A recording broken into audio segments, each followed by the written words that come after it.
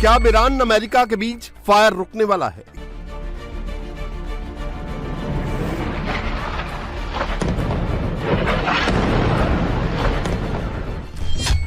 क्या America Iran में deal हो गई सी?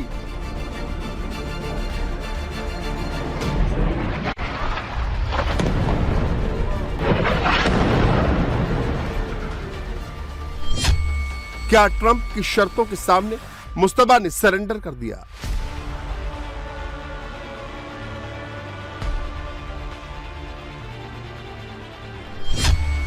क्या अब खुलने वाला है हॉर्मुज स्ट्रेट?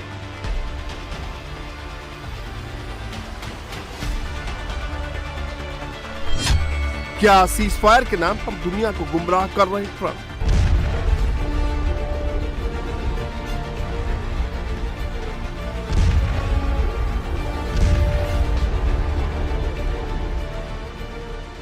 ये सवाल इसलिए क्योंकि जब जब लगता है अच्छी खबर आने वाली है, तभी अचानक फायर शुरू हो जाता है।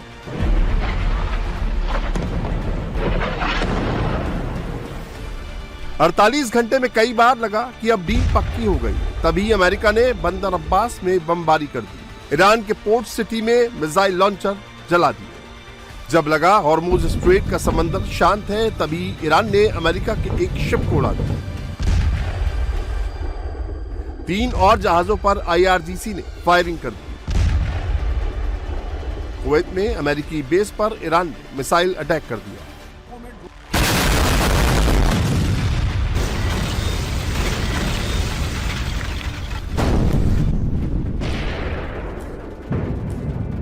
अमेरिका ने साउथ ईरान में बमबारी कर दी।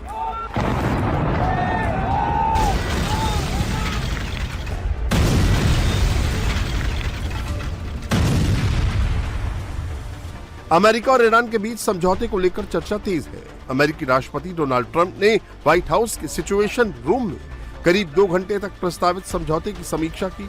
2 घंटे तक महामंथन चला, लेकिन किसी ठोस नतीजे पर नहीं पहुंचा जा सका। इस बीच अमेरिकी राष्ट्रपति ट्रंप ने सोशल मीडिया प्लेटफॉर्म ट्रूथ पर ईरान के समझौते से जुड़ा एक पोस्ट किया, जिसमें उन्होंने ईरान के सामने कई शर्तें रखी।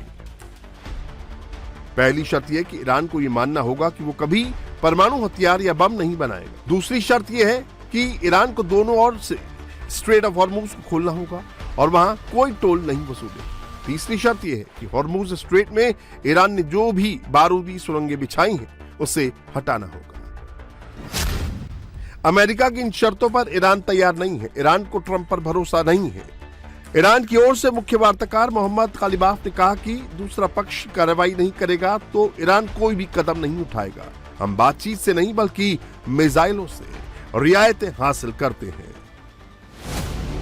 दरअसल ईरान और अमेरिका के बीच समझौते को लेकर जब ज्यादा संभावना बढ़ गई, जब एक रिपोर्ट में दावा किया गया कि ईरान पहली बार एनरिच्ड यूरेनियम थर्ड पार्टी को सौंपने पर सहमत हो गया। ईरान ने 440 किलो 60% एनरिच्ड यूरेनियम चीन को सौंपने पर हामी भर दी। बस शर्त इतनी है कि इसे अमेरिका को किसी हाल में नहीं सौंपा जाएगा। अभी तक ईरान किसी तीसरे देश को एनरिच्ड यूरेनियम देने को राजी नहीं था। हालांकि ट्रंप एनरिच्ड यूरेनियम अमेरिका ले जाना चाहते थे ताकि माहौल बना सके कि युद्ध उन्होंने जीत लिया है, मगर ईरान के आगे ट्रंप का ये पैंतरा नहीं चल पाया। Would you be comfortable with Russia or China taking their stockpile of highly enriched uranium, and have they offered to do that? No, I wouldn't be comfortable. That would not make me comfortable. Is the U.S. considering easing sanctions on Iran to allow Iran to sell its crude to market? No, we're not talking about any easing of sanctions or giving money. No sanctions, no money, no nothing. We have control of money that they claim is theirs. We'll keep control of that money. When they behave properly and when they do what's right, we'll let them have their money. But right now we're not doing that, and it's not, one thing is not contingent on the other. Iran के enriched uranium और nuclear programme पर नरम रुख के पीछे $300 अरब का fund है। दोहा में पीस डील की टेबल पर अमेरिका ने $300 अरब के इंटरनेशनल इन्वेस्टमेंट फंड का प्रस्ताव पेश किया है। इसकी भूमिका ट्रंप के दामाद जेरेड कुशनर और स्टीव विटकॉफ ने तैयार की। इस फंड का इस्तेमाल ईरान के डेवलपमेंट में किया जाएगा। तेहरान में बड़ी रियल एस्टेट परियोजनाओं में यह पैसा लगाया जाएगा। तेहरान के इंफ्रास्ट्रक्चर को मजबूत बनाया जाएगा। ये तभी होगा जितनी जल्दी खाड़ी में बमबारी और मिसाइल हमले बंद हो जाएंगे। वहीं ट्रंप के इजराइल की पैरवी करते ही ईरान फिर से भड़क गया। IRGC के कमांडर्स अभी भी हॉर्मुज से इजराइल के जहाजों को नहीं जाने देने के पक्ष में हैं। उधर इजराइल के मुद्दे पर ईरान और अमेरिका के बीच मध्यस्थता कराने का दावा करने वाला पाकिस्तान भी फंस गया है, क्योंकि ट्रंप चाहते हैं कि पाकिस्तान इब्राहिम समझौते पर साइन करे। पाकिस्तान को डर है कि अगर साइन किए तो गृह युद्ध छिड़ जाएगा। ऐसे में पाकिस्तान के विदेश मंत्री और उप प्रधानमंत्री इशाक डार दौड़े दौड़े अमेरिका पहुंचे। अमेरिकी विदेश मंत्री के मार्को रूबियो के सामने हाजिरी लगाई, लेकिन इस दौरान एक पाकिस्तानी पत्रकार ने अचानक पूछा कि क्या पाकिस्तान इजराइल को मान्यता देने के लिए तैयार है, जिस पर पाकिस्तान के विदेश मंत्री ने कोई जवाब नहीं दिया। Mr. Secretary, your reaction to a Russian drone strike in Romania. अब हॉर्मुज स्ट्रेट की नाकेबंदी करने के बावजूद अमेरिकी नेवी हॉर्मुज स्ट्रेट में बिछाई गई बारूदी सुरंग को अपने दम पर नहीं हटा पा रही है। अमेरिका को इसके लिए ईरान की मदद लेनी पड़ रही है।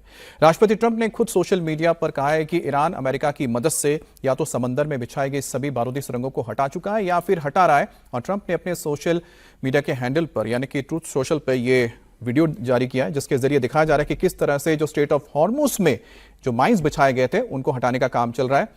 चलिए, हमारे साथ दो हमारे खास मेहमान भी जुड़ गए हैं। हमारे साथ 3 मेहमान जुड़ गए। हमारे साथ पूर्णिमा नाथ जी जुड़ गई हैं और अमेरिका से हमारे साथ जुड़ी हुई हैं। इसके अलावा सैयद आसिफ रिजवी हमारे साथ जुड़ेंगे, ईरान मामलों के जानकार हैं। इस वक्त हमारे साथ आसिफ रमीज दाऊदी साहब जुड़ गए हैं, विदेश मामलों के जानकार हैं। और साथ ही major general retired Arvind Bhatia, defence expert, हमारे साथ जुड़ गए हैं। आप सभी का बहुत बहुत स्वागत है। तो पहली चीज तो हम यही जानना चाहते हैं, पूर्णिमा जी आप ही बताइए कि आखिरकार अमेरिका में क्या बातें चल रही हैं? क्या डोनाल्ड ट्रंप युद्ध रुकवा देंगे, डील करवा देंगे?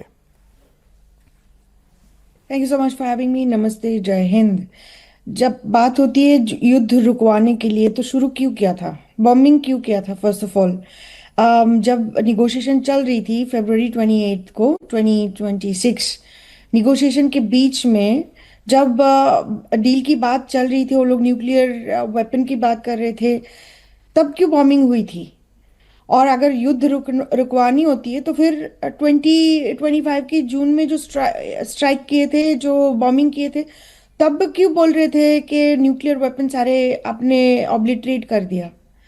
अच्छा, अब युद्ध अगर रुकवानी होती है तो फिर आपने तो कैंपेन ट्रेल में प्रॉमिस किया था डे 1 में, with in 24 hours, day 1 first day AKA आपने यूक्रेन और रशिया को भी युद्ध रुकवा देंगे। अब तो बहुत पावरफुल है, आपकी तो बोस्टिंग ही खत्म नहीं होती